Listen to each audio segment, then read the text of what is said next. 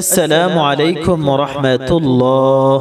যদি আপনার স্ত্রী অবাধ্য হয়, আপনার কথা শুনে না, আপনাকে গুরুত্ব দেয় না, অথবা আপনার স্বামী আপনাকে মূল্যায়ন করে না, আপনাকে বকাবাধ্য করে, কথায় কথায় গালিগালাজ করে, অথবা আপনার সন্তান যদি অবাধ্য হয়, অথবা আপনার কোনো কর্মচারী কাজের মধ্যে ফাঁকিবাজি করে, দুষ্টামি করে, বেয়াদবি করে, অথবা ভেগে যায়, মুরব্বিদেরকে মানে না, বড়দেরকে সম্মান করে না, অথবা কারো সন্তান যদি মা বাবার আনুগত্যশীল না হয়, মা বাবার কথা না শুনে, এরকম অবাধ্য সন্তানকে বাধ্যগত করার জন্য আজকের এই ওজিফাটি অনেক কার্যকারী। ওজিফাটি কিভাবে করবেন? 5 ওয়াক্ত নামাজ অবশ্যই আদায় করবেন এবং যে কোনো নামাজের পরে এই আমলটি করবেন।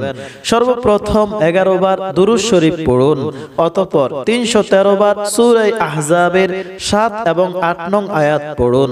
আউযু বিল্লাহি মিনাশ শাইতানির রাজীম।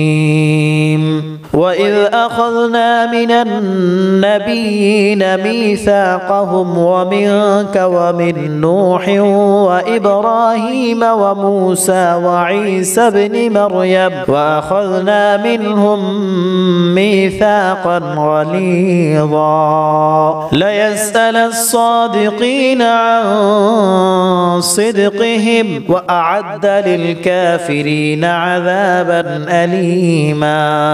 313 বার এই আয়াত দুটি একসাথে পড়ে অতঃপর শেষে আবার 11 বার দুরূদ শরীফ পড়ুন, অতঃপর পানিতে অথবা কোনো মিষ্টি জাতীয় খাবারে ফুঁক দিয়ে তাকে খাওয়ান। ইনশাআল্লাহ সন্তান আনুগত্যশীল হবে, কর্মচারী আনুগত্যশীল হয়ে যাবে, স্ত্রীও আনুগত্যশীল হবে।